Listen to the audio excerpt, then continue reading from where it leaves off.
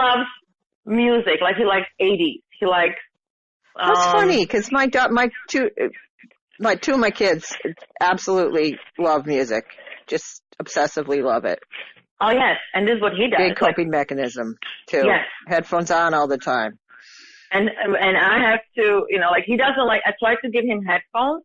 Yeah. He doesn't like to have anything on his face. He doesn't like to be touched on his face. I mean, just, to cut his hair, it's like, you have to put a bubble wrap around you and armor. Wow, that's tough. But, he's a big boy. He's already growing beard. Uh-huh. So, but I have to, and this is what aggravates me the most. Yep.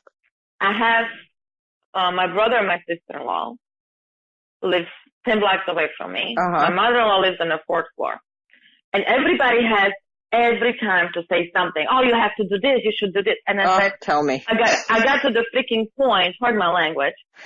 I think it was last week Wednesday that my sister-in-law goes, well, you're acting like you were alone. And I said, okay, how many times do you actually stayed with Nicky? I said, you're living 10 blocks away and you come once in 6 months and you stay for 15 minutes, or as soon as Nicky starts getting his, in his aggressive mood or screaming and yelling tantrum, you leave. Yeah. I said, so yes, I am alone. I said, and my mother-in-law, because I don't know how are your kids, Nicky is very sensitive on stomach. Oh, he doesn't go to potty train by himself. We have to use the glycerin.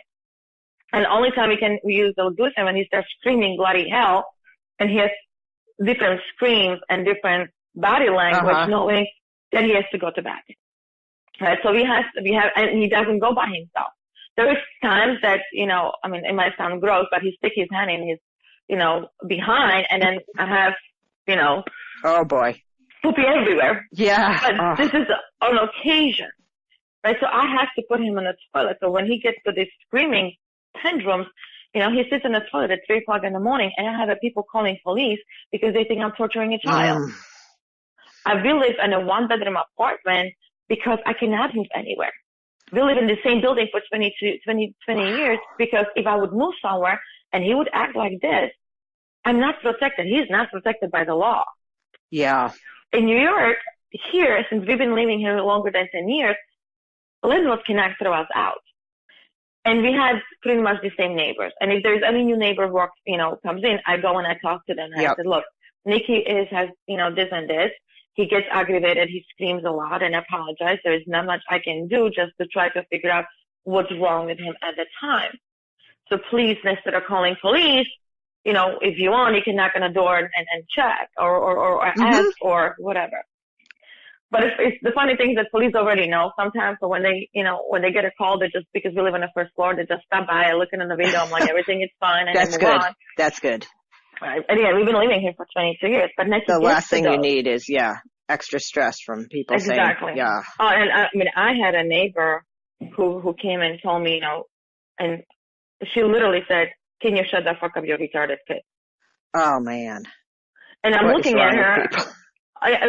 This is the world we live in. And I'm looking at her and I said, do you want to come inside of do you want to come inside? She goes, why? Just come inside. And she's looking at me and I said, because as soon as you come inside, you're crossing my property and then I can smack your head. Seriously. And she's like, I do not blame you. And she goes, well, I'm a writer and I cannot come to me. I said, then honey, you're in the wrong city because New York is loud. Yeah. That's a lot of accommodating for, Exactly. For living in New York City. Exactly. And they move, which is okay. Yep. My landlord actually probably loves us because people move and he can charge extra money. But, and again, Nicky's now, he's going to the school. So in the morning, the bus picks him up. He goes to special school in Jamaica. Uh-huh. And he has the same teachers. Teachers are wonderful. Oh, that's good. He has a therapy. But again, it's only until 21. Right. And so you're looking ahead. Yes. With your plans and what you're doing and your projects, your mission that I want you to talk about because, I think that my experience is like a lot, not really wanting to look too far into the future with my kids, but then get, with my oldest daughter, realizing after the fact, that I probably could have done more along the way if I had been more aware. And that's been tough. And she's doing okay and in a decent situation. But I think, a lot of parents with the younger kids, it's hard to, I know this, it's hard to anticipate the future because everything's so chaotic in the moment that it's really hard to step out of that and play the long game. So I think when people hear a discussion of parents talking about, this is what you can do now, or, there's not much out there. We need to start thinking about this now. It's really important. So. Yes. I mean, my whole thing, and again, my family resents me because of that, because they think I just want to dump Nicky somewhere and not taking care of. The one thing what I've been telling for the past 4 years, because the older you get, Nicky is big. He's 6 foot, 185, 190 pounds. And when he doesn't want to stand up, like in the bus, he drops himself in the middle of the, school bus. Mm-hmm. I try to lift him. It's like trying to lift dead body. Oh my goodness. I can't imagine. Right? Yeah. So my back, I'm 43. Mm-hmm. And by the time I'll be 45, I'm probably going to need back surgery because of, how strong he is. And it's not his fault. It's just, the reality. It is what it is. Exactly. So, and I've been telling my family, and I said, you have to understand, I want to die in peace. I want to know that when I die, my son is taken care of because I made this freaking promise when he was born. Yes, and now, yes, that's kind of my mission too. I just want to know that they're going to be okay in some exactly, safe because they place. are children, no matter what it is. They're still your children. Yes. Right? Agreed. But my family don't see it. They see me like I'm betraying my own child. And I said, really? I said, so if I die tomorrow, what do you think is going to happen to him? Where he's going to go? I said, right. He's going to belong to state. I said, did you ever visit the state facilities? They're getting beat up. They're getting, the diaper's not going to be changed. They're not going to be fed. Most of them end up on the street homeless and dying in the winter. I said, are you out of your mind? Yeah, people don't know that reality. And that is, I've talked to parents that have had kids at group homes and, had some oh man.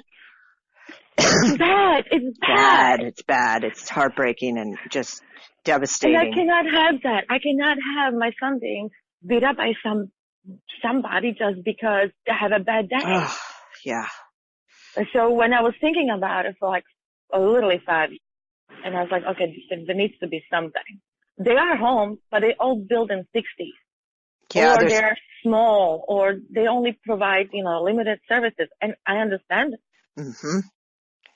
Our understanding of needs and of people with disabilities, there's been a lot of progress, but the progress hasn't filtered down to any kind of practical reality, and I think we're throwing money into situations that could be better spent in ways to, better equip our children with at least, some, wherever they are, whatever they can do. Exactly. Like my friend, a friend of mine, my business partner, sister, she's a special ed teacher. Uh-huh. And she goes, I believe that if you can draw a straight line, you can do anything. You can be actually asset to society. Absolutely. No matter what your disabilities, no matter what your abilities are, you just need to, as a society, as what we are, we need to find what they're good at and try to develop and help them to grow. Hey, absolutely. I'm right with you. That is just exactly, what I think. I've seen my kids, I've seen their abilities and their disabilities. And there's enough of their abilities that they can do something with the right supports and they can make a contribution. They can be a part of our society. It just requires, like dragging the dinosaur of years of, years of, it being one way and one way of thinking, like disabilities are at a static point. There's no possibility for them to continue to learn and grow and develop. And I just don't believe that. I believe Me neither. There's potential in there and it's, it's up to us to figure out what they're good at and help them to grow. Yeah, exactly. So when I was sitting with, friends of mine, and I said, I need to open a facility. I said, I cannot have that. I said, I'm getting older and I cannot provide the care Nicky should or could have, and I'm going to be 60. Right. So we were, my whole idea, an original idea was having a facility for disabled, like Nicky, and then for autistic children, Down syndrome, and then on the side having retirement home for parents if they want to be close to their loved ones, but also separated. They have their own, we love our old children, but it's draining sometimes. Oh, yeah. You end up lonely. I'm sitting in the back of my apartment building at 12 o'clock at night, and I'm just staring because I feel lonely. Yes, I can relate. It's very lonely. Very few people yes. understand what it's, the isolation and, how many levels of your social interactions are affected, Exactly. I mean, how can you really get close to people when you can't share the weight of these challenges in your life, And you don't want to be one of those people who complain, because I never complain. Right. I got a call after the article went out.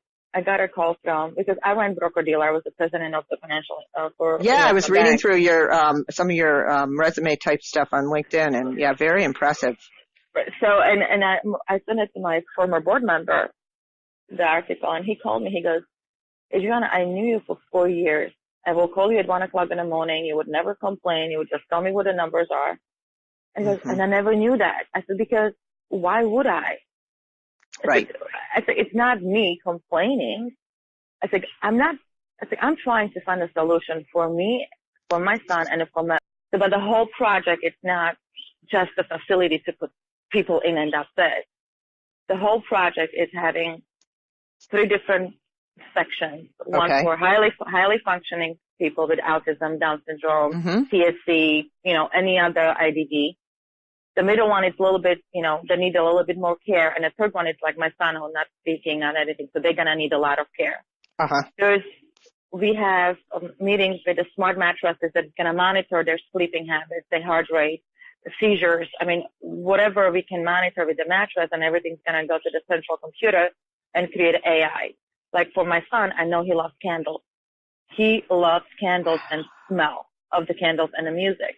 So they're going to take that information and put it into a database. And exactly. And we're going to have a mist that is going to have his, his favorite smells, and the music that is going to go automatically on as soon as he gets a little bit aggravated.